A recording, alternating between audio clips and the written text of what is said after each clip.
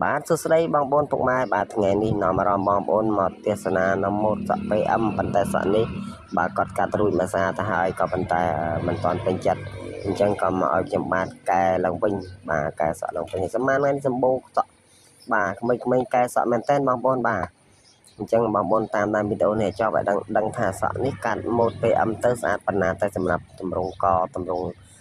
ក្បាលប្រកបកាត់ម៉ូតនេះស្អាតមែនតើបងប្អូនណាជាប្រភេទ PM បាទក្មេងបាទ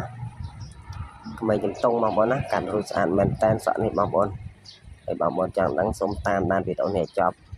បាទនឹងដឹងពីរបៀបកាត់ហើយសក់មួយបងប្អូនណាយើងតម្រងក្បាលខុសៗគ្នាមិនអាចកាត់ខ្លីបានទេពេលដែលសក់តុនណាបាទនេះសក់គាត់នេះសក់ច្រើនសក់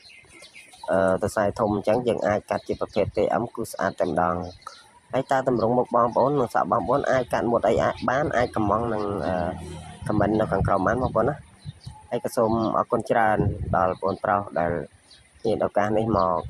កែសក់កន្លែងពូជូនពរឲ្យបងសុខភាពល្អរៀនឆ្លាតបាទប្រាថ្នាឲ្យបានសម្រេចដូចបំណងសូមអរគុណសម្រាប់ការតាមដានវីដេអូខ្ញុំបាទសូមអរគុណច្រើនសូមគោរពជំរាបលា